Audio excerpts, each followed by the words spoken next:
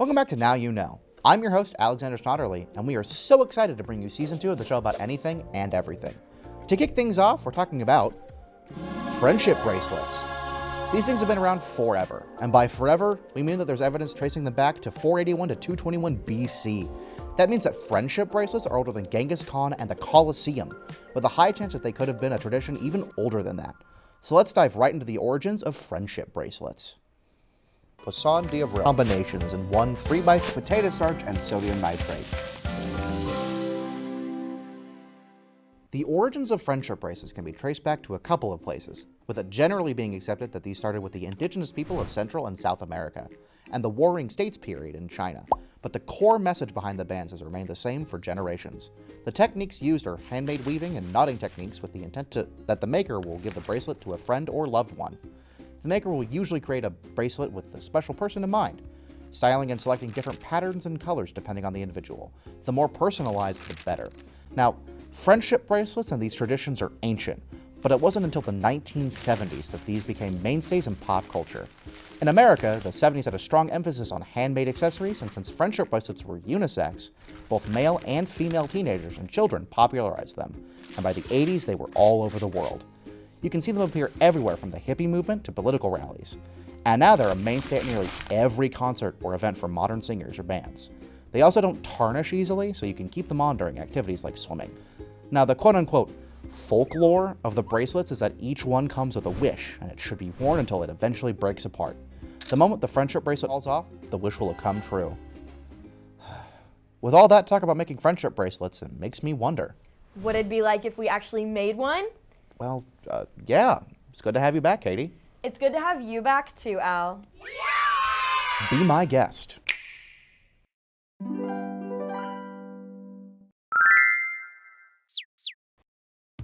Welcome back to the Birdhouse, and this week we are making friendship bracelets to hand out to people on the campus. First, you're gonna need some thread. Usually I start out with 3 different colors, and I make it long enough so it can wrap around.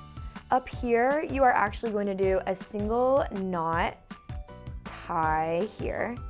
Just get a little loop, secure that, and then you are going to want to tape it actually to a flat surface. And then over here, I already have my strands separated by color. So we are going to be doing a simple braid, but we'll be adding beads to it. And there are a lot of friendship bracelet designs that are possible. Today we are showing just the entry-level one, but some of these can get pretty crazy. And then if you want to add an optional bead, you totally can. So I'm just going to add it to a single string. And then I am just continuing that braid, and we will be adding another bead. Every few braids, I'll just add one, but you can add them as much or as little as you'd like. And this is a super fun activity to do for all ages, whether you're with your friends, doing a little family bonding, or even could be a fun little date night idea. Maybe you and your bae could make some matching bracelets, I don't know. Now, what's a little different about the Taylor Swift friendship bracelets is they usually have names of her songs or even her ex-boyfriends. The Swifties are known to be really creative with that, so that's super fun. And actually, when I was at the Taylor Swift Eras concert, I didn't make any bracelets, so I felt kind of left out, but people were super sweet and still giving me bracelets. So I ended up coming home with a few of them, which is probably my biggest regret of going to that concert, is not coming with a full arm of bracelets, because some people had hundreds, some people had brought bags. I mean, you could tell these people were making them for weeks leading up to the show. It was really unlike anything I've ever seen. So as we continue to work on the braided friendship bracelet, we need to talk about something. These friendship bracelets look a whole lot different than these ones. So why is that? Let's go find out.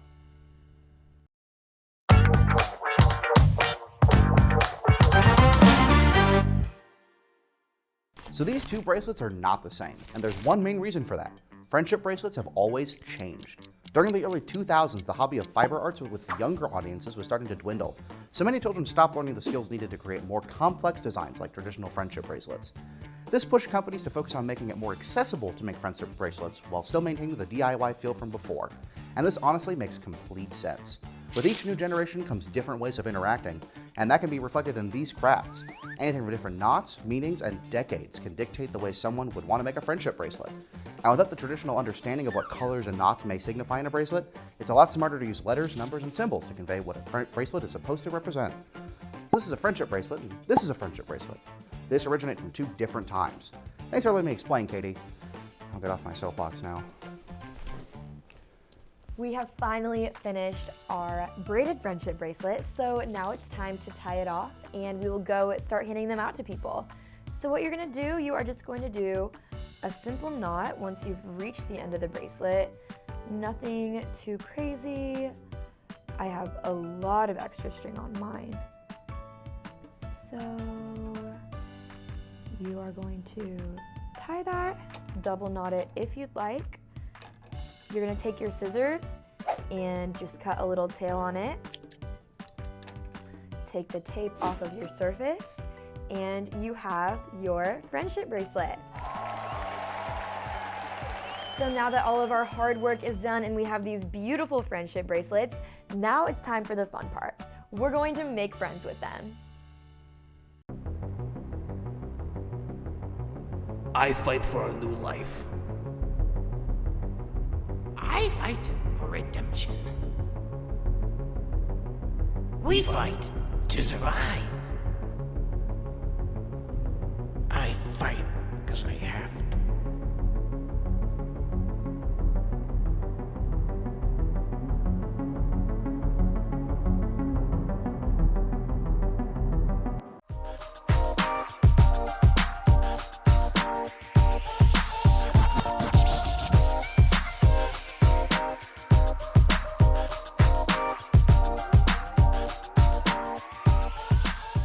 Unlike other organizations on and around campus, here, the students do it all. KNWT is a student-run and student-produced television station. To support this content, you can go to our YouTube channel at KNWT Channel 8. And watch the latest shows or even enjoy blasts from the past. Ah, yes, the ratification of the federal Constitution. I was one of the biggest supporters at the time. Oh, I guess it is time for mail, huh? It's been a minute. I wonder who was writing to us today. Put that right there. Dear Alexander Snodderly and the producers of Now You Know, we heard that you were doing an episode on friendship bracelets and thought we could join in on the fun. Friendship bracelets are a big part of our culture, and we love that we're taking this age-old tradition to new heights. Sincerely, your resident Swiftie. P.S. I hope you enjoy your gift. Is there a gift in here? Did feel a little heavy. Oh, that's sweet. That's lovely. I'll just get that on there. So it's no surprise that friendship bracelets have been a big part of multiple cultural movements. It's an easy way for people to engage with strangers while also showing their personalities. A great example of this would be on April 13th, 2008, when the Dalai Lama spoke at Quest Field in Seattle, Washington. The stadium is packed with up to 65,000 people attending, with a full friendship bracelet exchange before the actual speech. This is the largest documented friendship bracelet exchange for a while. That was until... Hello? Did you talk about it yet? No, not yet. I was just about... It's okay. I can do it. Don't you have somewhere to be? Nope. Before we hand out these friendship bracelets, as the resident Swiftie here, I would love to talk about what are widely considered to be the biggest friendship bracelet exchange events, the Taylor Swift Eras Concert. Now, Taylor Swift and the highest selling tour of all time need no explanation, but the connection with friendship bracelets is super fascinating. The general consensus is that it started with the lyrics from Taylor's song, You're on Your Own Kid, off of her 2022 album, Midnights. In it, she says, so make the friendship bracelets, take the moment and taste it. You've got no reason to be afraid. A few months later, the Eras Tour was announced and many fans brought up the idea of exchanging friendship bracelets, and the idea spread like wildfire. Soon, nearly everybody in these arenas were swapping and sharing friendship bracelets as if they had known each other for years. And these stadiums have reached up to 96,000 people. This trend has gotten so big that if a concert has a younger audience, you're almost certain you can find some trading friendship bracelets with smiles that could light up a whole town. It's a perfect way to make connections and cherish those moments, because if you hold on to the memories, they'll hold on to you. Okay, I have to give these out now. Bye. Hello? What just happened?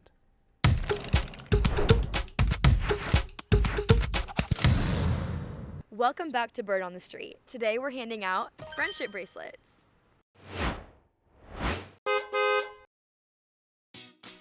You are the first recipient of a friendship bracelet. Yes. Yeah, let's do matching. Okay, I'll find one. Hi, Wiley. We're handing out friendship bracelets today, so I'm doing one to you. Thank you very much. You're welcome. Just out here spreading positivity. So, yeah. I have a friendship bracelet for you. Oh, it looks so much like Brazilian's colors. I love it. So today we are out here handing out friendship bracelets, so I wanted to give you one. And now we're besties.